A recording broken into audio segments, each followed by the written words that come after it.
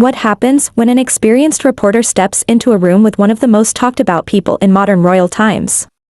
Well, you're just about to see how things unfolded because what took place on live television this morning was intense. Before we get into the full story, go ahead and hit that subscribe button and drop your thoughts below on what really happened here. The cameras were bright, the stage tense, as Anderson Cooper sat across from Meghan Markle. You could feel the weight in the air before even a single word was spoken. This wasn't going to be a cheerful chat filled with kind questions, everyone there could sense it. Anderson, known for asking sharp questions and not letting his guests dodge answers, looked like he came fully ready to dig deep. Meghan, let's start with what everyone's been thinking about, he began. His voice was calm but firm, the kind that's made him one of the top names in news. You've made some serious claims about the royal family, things like racism and lack of help when you needed it.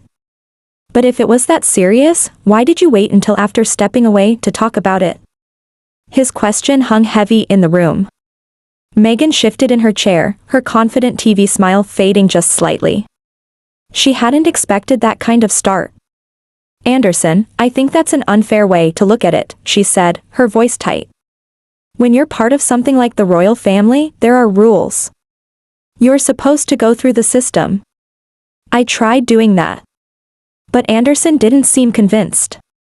His look said everything. But Meghan, you were connected to some of the most powerful people alive. You married into what might be the most well-known family in the world. Are you really saying that even with all that, there was no way to handle this privately? You're making a complicated thing seem simple, Meghan snapped, now sounding a bit less composed. It's easy to make judgments when you've never been in that world. You've never had to deal with those kinds of expectations. Anderson leaned in just a bit, sensing that he was getting somewhere. I'm not judging. I'm asking the questions people want answers to. You've built a strong brand, one where you're seen as someone hurt by that system. But some say you've made a lot of money while also attacking the same family that helped build that platform. That one landed hard. Meghan's eyes showed anger. For a moment, her calm public face vanished. That's ridiculous, Anderson. We didn't want to leave. We were pushed out for speaking our truth. We wouldn't stay quiet. But that's where it gets confusing, Anderson replied. His voice was still neutral, but the questions kept getting sharper. You say you were silenced. Yet you've signed huge deals with companies like Netflix. You've done many big interviews. You have a podcast. You're writing books. That doesn't seem like being silenced. That sounds like someone who found a very profitable way to speak. The entire room went quiet. Even the crew stood still, watching this tense back and forth. Meghan was now being truly tested, her years of media training could only do so much. We had to find a way to earn a living, she said, her voice now louder. We had no financial help anymore. We had threats to our safety. We had a child to keep safe. Were we supposed to vanish quietly? Anderson shot back quickly. But Meghan, you weren't broke when you left, were you? You had your own acting career before all this. You had money. And Harry had millions from inheritance. Saying you had nothing doesn't seem accurate. This question hit on one of the most debated points of their story, the idea that they struggled for money. A lot of people had found that hard to believe, given their backgrounds. And now, faced with that question directly, Meghan seemed unsure.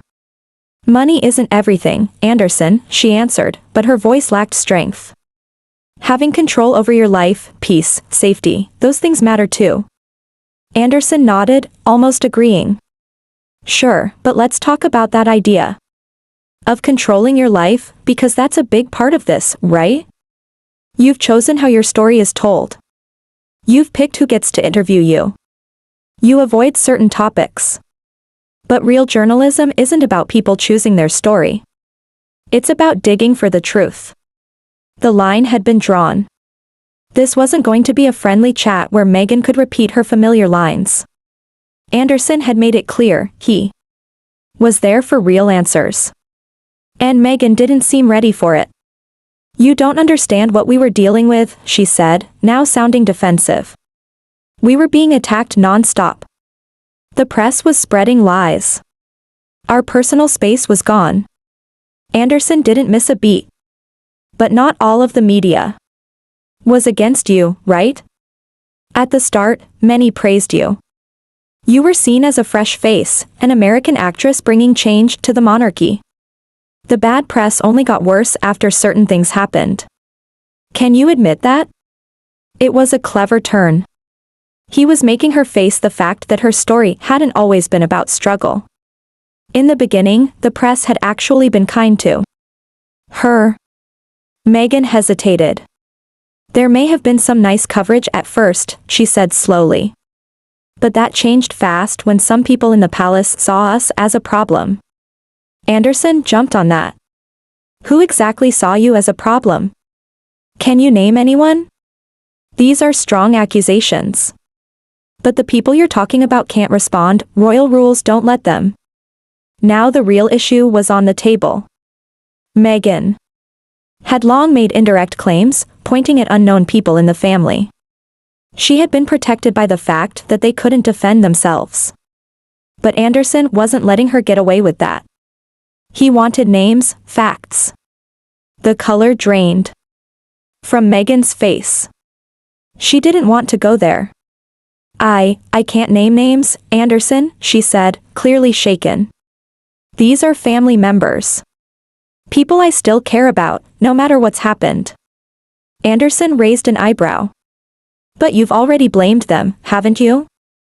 You've damaged how people see them. You've suggested racism. You've made them look bad, but without naming who. Isn't that worse?" It was a hard hit. Everyone watching could feel it. This wasn't just difficult questioning, it was a direct challenge to Meghan's entire story. "That's not fair," she said, her voice breaking. "We never called anyone racist. We just said there were concerns about our son's skin tone. That's different." Anderson leaned back, calm and cool. "Is it, though? When you told Oprah that someone in the royal family talked about your baby's skin color, what do you think people heard? You can't say something like that and then act shocked when people call it racism." The Oprah reference was a clever move. That interview had been a safe space for Meghan. But now, under pressure, she had to defend what she said. "We were just sharing our side, our personal experience," Meghan replied, using a phrase she had used often. "We didn't mean for it to sound like an accusation." "Your side," Anderson repeated with a hint of sarcasm. "Meghan, journalism isn't about one person's side. It's about facts. Either someone made a racist comment, or they didn't. Either you were refused help, or you weren't. You can't keep shifting." Anderson was calmly but thoroughly pulling apart her version of events. Meghan tried to get back in control. "You're twisting my words. The situation was more complicated than that." "Complicated?" Anderson repeated thoughtfully. "But don't complicated situations still need context?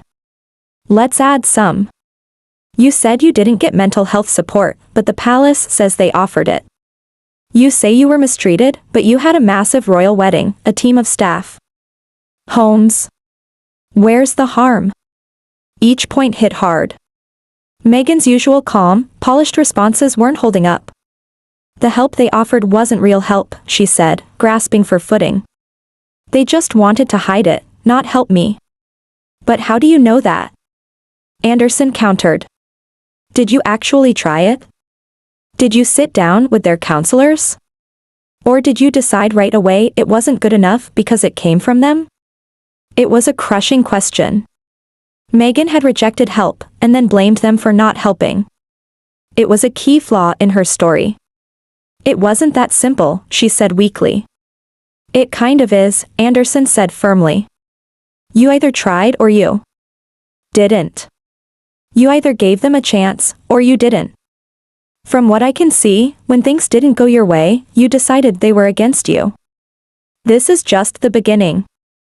I'll continue rewriting the rest in part 2 right away. Would you like it delivered here in full across multiple messages, or should I compile the whole revised version as a downloadable document when it's ready? Megan tried to hold her composure, but Anderson wasn't giving her space to slip into practiced answers.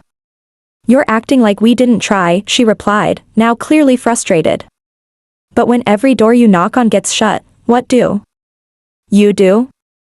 Do you keep knocking until you break? Anderson's eyes narrowed, not in anger but curiosity. That's the thing, Megan. Some people say you didn't knock at all. That instead, you packed your bags, turned the story into a business, and left the mess behind for others to deal with. Her mouth opened slightly in surprise. No one had said it quite like that before, not on camera. That's not true, she said quietly. We didn't plan to make it a business. We just wanted freedom. But you trademarked your foundation. Before you even left, Anderson countered. You had deals waiting. This wasn't just running for peace, it was strategy. Megan blinked. The silence was sharp now. We had to prepare for life outside. You don't just walk away from that world with nothing. You plan, or you suffer. Anderson nodded slowly, folding his hands.